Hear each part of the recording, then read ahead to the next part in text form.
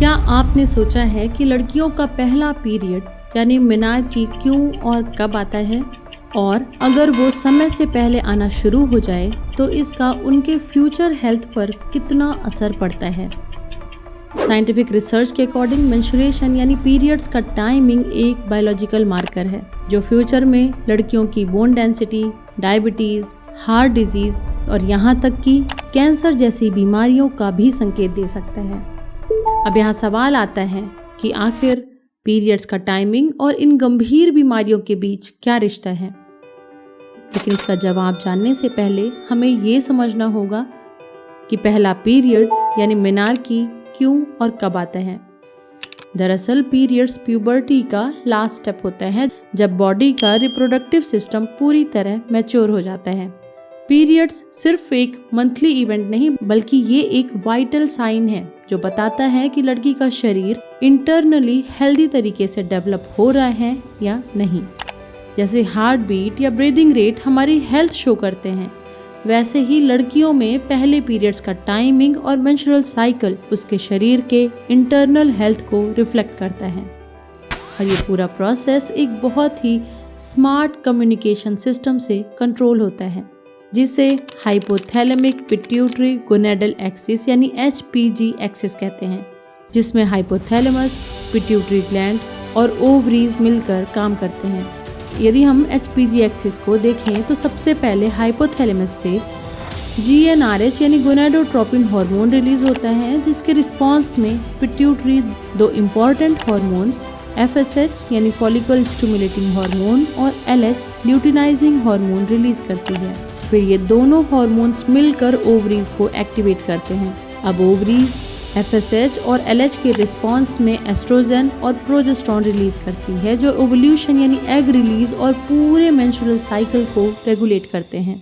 यानी अब इन्हीं हार्मोन के इफेक्ट से लड़कियों में ब्रेस्ट डेवलप होते हैं, प्यूबिक हेयर्स आते हैं और फिर पहला पीरियड आता है। ये एक नेचुरल इंडिकेटर है जो बताता है कि शरीर अब मैच्योर हो रहा है और रिप्रोडक्टिव सिस्टम ठीक से काम कर रहे हैं। तो अब सवाल ये आता है कि आखिर ये सब प्रोसेस लड़कियों के किस उम्र से शुरू होती है। आमतौर पर HPG एक्सिस 9 से 13 साल की उम्र के बीच एक्टिवेट होता है और मेनार्की यानी फर्स्ट पीरियड इस एक्सिस के एक्टिवेट होने के लगभग 2 से 3 साल बाद आता है। रिसर्च के अकॉर्डिंग अच्छी नरिशमेंट वाली पॉपुलेशंस में मेनार्की की एवरेज एज लगभग 12.4 वर्ष की होती है। और अगर ये सिस्टम यानी HPG एक्सिस कुछ कारणों की वजह से इम्बैलेंस या अनरेगुलेटेड हो जाए तो लड़कियों में पीरियड्स जल्दी या लेट आ सकते हैं। और पीरियड्स का जल्दी या देर से आना मेनली कुछ फैक्टर्स पे डिपेंड करता है, जैसे जेनेटिक्स, एनवायरमेंटल फैक्टर्स या फिर न्यूट्रिशन और बॉडी फैट। अब फिलहाल जेनेटिक्स हमारे कंट्रोल में नहीं और ना ही पूरी तरह से हमारा इन्वायरमेंट, जहाँ हवा, पानी, खाना सब कुछ दूषित है, जिसमें कई तरह के हैवी मेटल्स, पेस्टिसाइड्स, BPA और थैलेट्स पाए जाते हैं। ये सारे एंडोक्राइन डिसरप्टर की तरह काम करते हैं, यानी जीनोएस्ट्रोजेंस की तरह एक्ट करते हैं जो हमारे हार्मोनल सिग्नल्स को बिगाड़ देते हैं, जिससे प्यूबर्टी या तो जल्दी या फिर देर से शुरू हो सकती है। यदि इन फैक्टर्स को हम छोड़ दें तो एक फैक्टर है जिस पे हम थोड़ा कंट्रोल कर सकते हैं और वो है हमारा न्यूट्रिशन और lifestyle. Recent large cohort study के अकॉर्डिंग लगभग 46% केसेस में अर्ली प्यूबर्टी का मेन कारण चाइल्डहुड ओबेसिटी यानी बचपन का बढ़ता मोटापा है, क्योंकि बॉडी फैट यानी एडिपोज टिश्यू खुद एक हार्मोनल ऑर्गन की तरह काम करता है। ये सेक्स हार्मोन्स और सिग्नलिंग मॉलिक्यूल्स बनाता है जो प्यूबर्टी की एज को प्रभावित करते हैं। इसलिए जब शरीर में फैट ज़्यादा होता है तो हार्मोनल सिग्नल्स पहले एक्टिवेट हो जाते हैं और पीरियड्स जल्दी आ जाता है। रिसर्च ये भी बताती है कि जिन देशों में मेनार्की यानी पहले पीरियड्स की एज 12 साल से कम थी, वहाँ ओवर न्यूट्रिशन और क्रोनिक डिजीजेस का रिस्क ज़्यादा पाया जाता है। वहीं जहाँ मेनार्की की एज 12 साल से ऊपर है, यानी 12 साल से ज़्यादा की उम्र में जब पीरियड्स आते हैं तो वहाँ अंडर न्यूट्रिशन और इन्फेक्शंस का इफेक्ट ज़्यादा दिखता है। साथ ही अल्ट्रा प्रोसेस्ड फूड, कैफिनेटेड और शुगरी सॉफ्ट ड्रिंक्स भी अर्ली मेनार्की को प्रभावित करते हैं।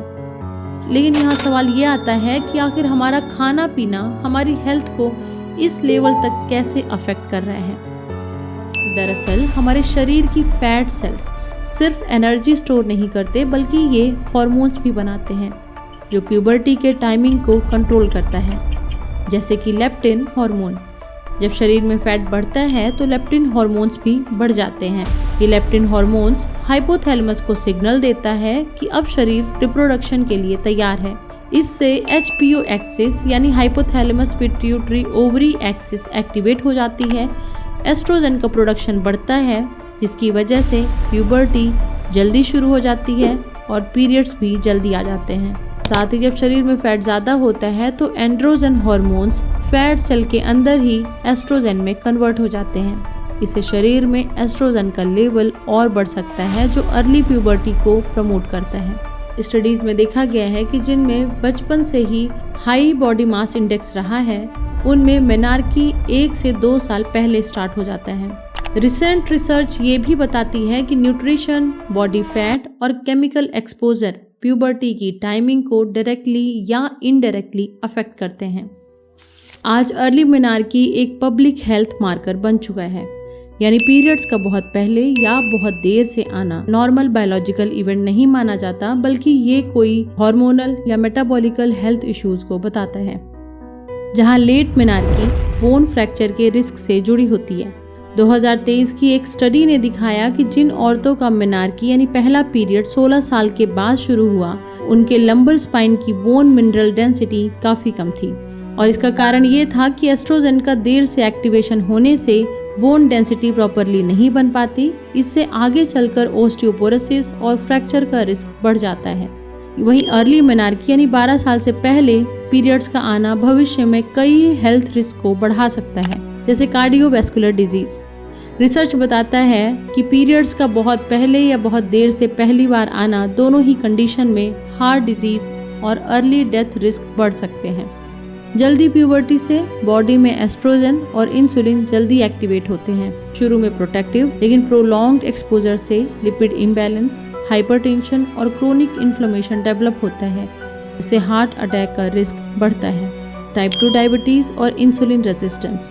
जिन महिलाओं का पीरियड्स समय से पहले आता है, उनमें टाइप 2 डायबिटीज और इंसुलिन रेजिस्टेंस का रिस्क ज्यादा पाया गया है। Breast and other hormone related cancers.